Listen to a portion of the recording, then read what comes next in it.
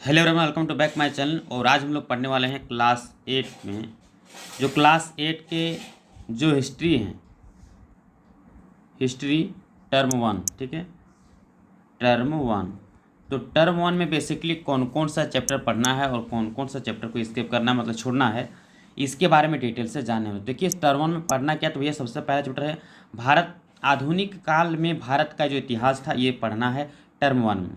Second chapter कहता है व्यापार से साम्राज्य तक टर्म 1 में पढ़ना है। ठीक है, और नेक्स्ट जब आगे बढ़ते हैं तो आपको दो चैप्टर और मिलता है, उसका नाम है, ठीक है, ग्रामीण जीवन एवं समाज।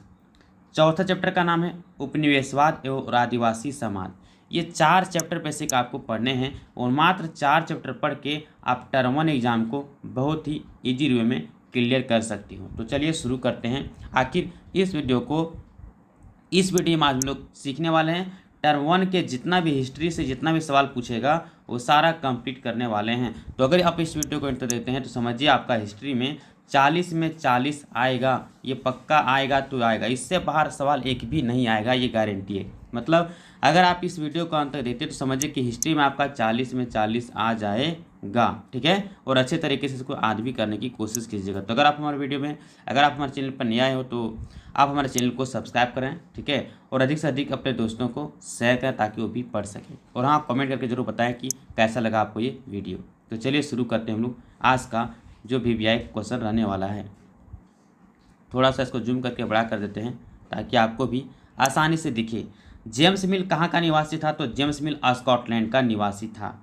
सेकेंड क्वेश्चन, भारत का पहला गवर्नर जनरल कौन था, तो वारेन हेस्टिंग्स थे। वारेन हेस्टिंग्स भारत के प्रथम गवर्नर जनरल थे, वारेन हेस्टिंग्स। ठीक है, फर्स्ट हेस्ट, इससे हम ट्रिक से याद कर सकते हैं।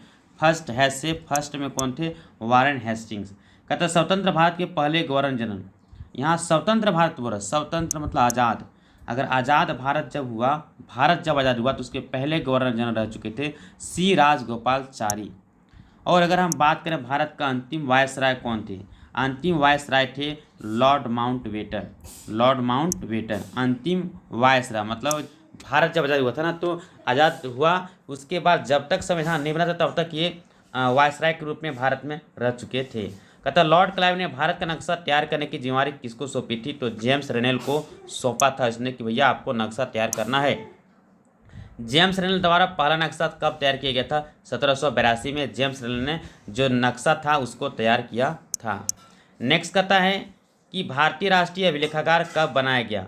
भारतीय राष्ट्रीय जो अभिलेखागार है ये 1920 के दशक में बनाया गया था। और स्वतंत्र भारत में पहली जनगणना कब हुई थी, तो स्वतंत्र भारत में जो पहली जनगणना हुई थी वो 1951 में हुई थी। हाँ, अगर पूछे कि पहली जनगणना कब हुई थी तब ये आंसर नहीं होगा, लेकिन सिर्फ अगर ये पूछे कि स्वतंत्र भारत में जब देश आज़ाद हो गया उसके बाद से पहली जनगणना कब हुई थी, तो 1991 है ना। और हाँ, इसको दूसरा तरीके से पूछ सकता है कि नियमित रूप से जनगणना कब स्टार्ट हुआ, तो नियमित मतलब यहाँ से रेगुलर 1991 से रेगुलर स्टार्ट हुआ है थोड़ा सा जनगणना।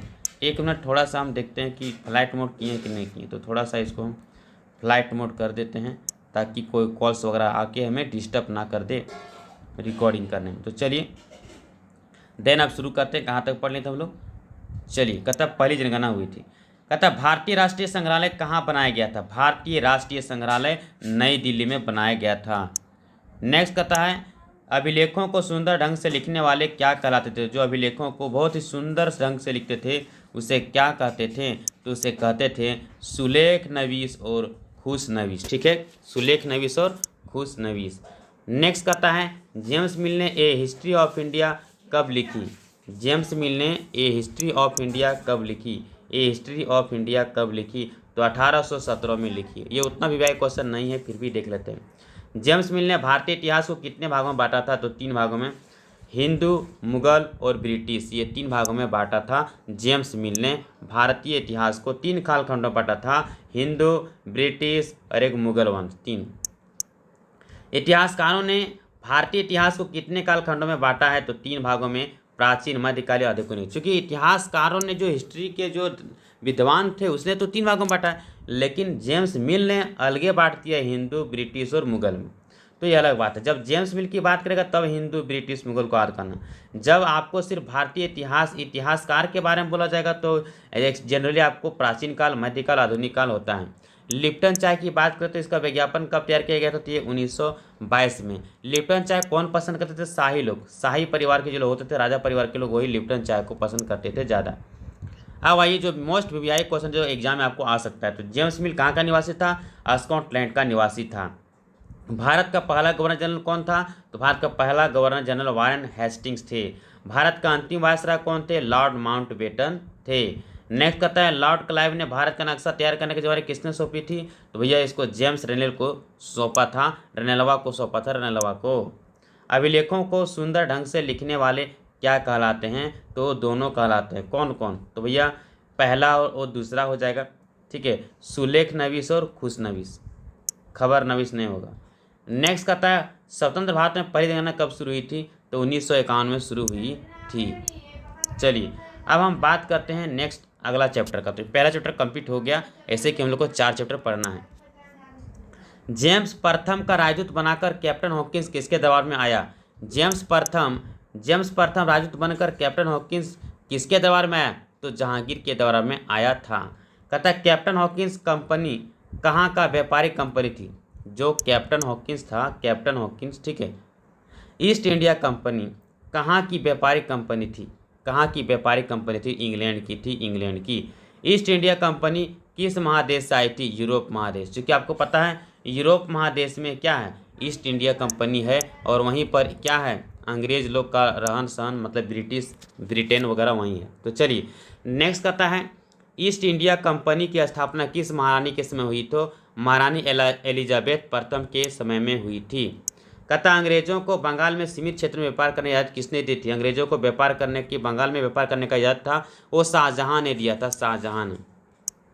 नेक्स्ट कहता है अंग्रेजों ने अपनी पहली कोठी कहाँ स्थापित की थी, तो सूरत में, ठीक है, अंग्रेजों ने अपनी पहली कोठी कहाँ स्थापित की, सूरत में। हाँ अगर कपड़ा मिल कहता, सबसे पहले कपड़ा मिल कहाँ स्थापित किया, तो बम्बई होगा, बम्बई, लेकिन कपड़ा मिल नहीं कहेगा, अपना पहली कोठी कहेगा, तो सूरत में। किसने फोर्ट विलियम को किलेबंदी को नष्ट करने का आदेश दिया था, सिराजुद्दौला ने उसको नष्ट करने का आदेश दिया था। 1757 में प्लासी का युद्ध अंग्रेजों के और किसके बीच में हुआ था, तो सिराजुद्दौला और आपका अंग्रेजों के बीच में प्लासी का युद्ध हुआ था। प्लासी कहाँ है, तो प्लासी पश्चिम बंगाल में। मीर जाफर ने प्लासी युद्ध में किसका साथ दिया था, अंग्रेजों का साथ दिया था, और इसी कारण से हार गया था, ठीक है। नेक्स्ट कहता है 22 अक्टूबर 1764 को बक्सर युद्ध के में अंग्रेजी सेना का नेतृत्व किसने किया था, कैप्टन मुंडो ने किया था। टीपू सुल्तान किस राज्य से संबंध रखते थे, तो मैसूर से। मैसूर कहाँ है, कर्नाटक में है। किस कारण से रानी चेन्नम्मा ने अंग्रेजों के विरुद्ध हथियार उठाकर आंदोलन शुरू किया था, तो कित्तूर पर कब्जा किया था अंग्रेजों ने, इसीलिए उठाई थी हथियार। पुर्तगाली भारत में सबसे पहले कहाँ पहुँचे, तो पुर्तगाली सबसे पहले भारत में कालीकट पहुंचा था। पुर्तगाली कौन था, वास्को डी गामा।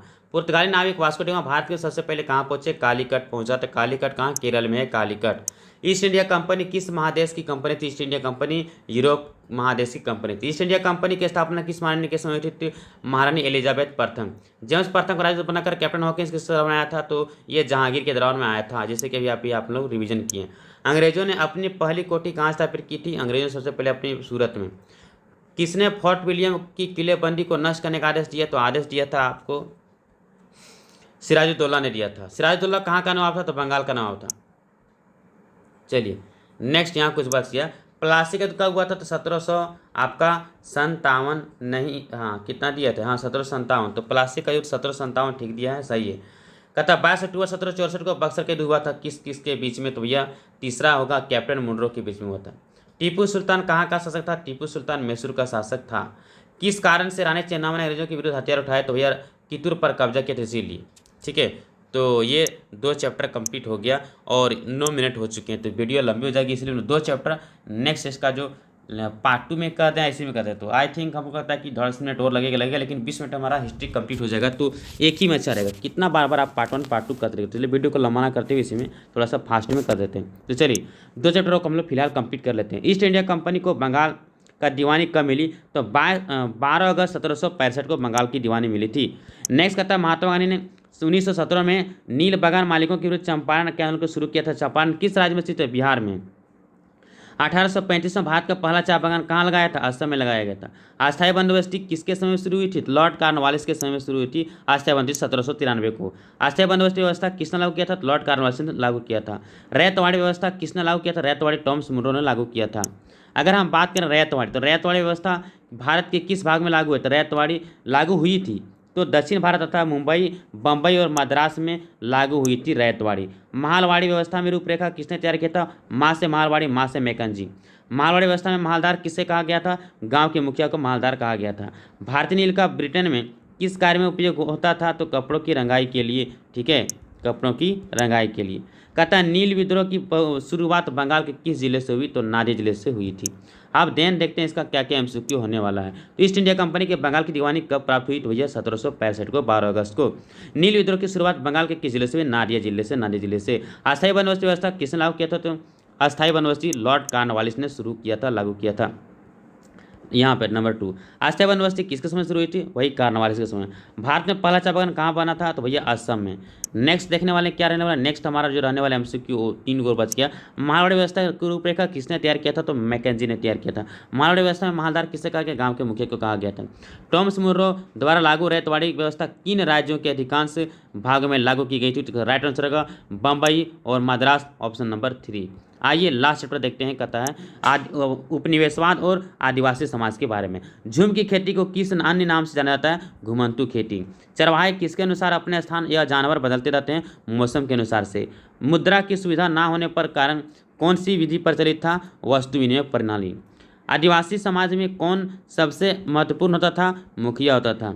ग्रामीण क्षेत्र में कर्ज की कौन सी प्रथा चली थी? महाजनी प्रथा, महाजन से कर्जा लेना। भगवान बिरसा मुंडा का जन्म कब हुआ था? 15 नवंबर 1875 को। मोस्ट वीआई क्वेश्चन भैया, ये मोस्ट वीआई क्वेश्चन है। भगवान बिरसा मुंडा का जन्म कहाँ हुआ था? उलिहातू गांव में। किसने संथाल विद्रोह की अगुवाई की थी? सिद्धू कान्हू चांद भैरव, ये भाई थे। नीलांबर पीताम्बर कहाँ के? तो महान स्वतंत्रता सेनानी थे, ये पलामू के थे। नीलांबर पीताम्बर जिसने अंग्रेजों के विरुद्ध किया विद्रोह किया, किस समाज से थे? ये भोक्ता समाज से थे। आदिवासी समाज द्वारा प्रयोग किया गया दिक्कू शब्द किसके लिए है? तो बाहरी लोगों के लिए दिक्कू शब्द का प्रयोग होता है। चलिए, कहता है झूम की खेती किन अन्य नाम से रहता है? तो घुमंतू खेती। चरवाहे किसके अनुसार अपने स्थान जानवर बदलते रहते हैं? मौसम के अनुसार से। झारखंड का बिरहोर है, ये एक जनजाति है। झारखंड के किस महान नायक का जन्म 15 नवंबर 1875 को हुआ था? तो हम कह सकते हैं बिरसा मुंडा का जन्म। नीलांबर पीताम्बर कहाँ के? तो महान स्वतंत्रता सेनानी थे, ये 2 महान स्वतंत्रता सेनानी थे आपके पलामू के। नीलांबर पीताम्बर जिसने अंग्रेजों से विद्रोह किया, वे किस समाज से थे? ये थे भोक्ता समाज से। तो चलिए, ये वीडियो हमारा कंप्लीट हो गया। अब आपका समझिए हिस्ट्री आपका कंप्लीट हो गया, मात्र आपका लगभग 13 मिनट में कंप्लीट हो गया। तो समझिए, अगर आप ये 30 मिनट टाइम देते हैं तो आपका हिस्ट्री कंप्लीट हो जाएगा। इस वीडियो को एक बार नहीं 2-3 बार देखो, अच्छे तरीके से समझो, और हम गारंटी लेते हैं कि आपका रिवीजन भी हो जाएगा, आदि भी हो जाएगा। तो चलिए मिलते हैं नेक्स्ट वीडियो में, तब तक के लिए धन्यवाद।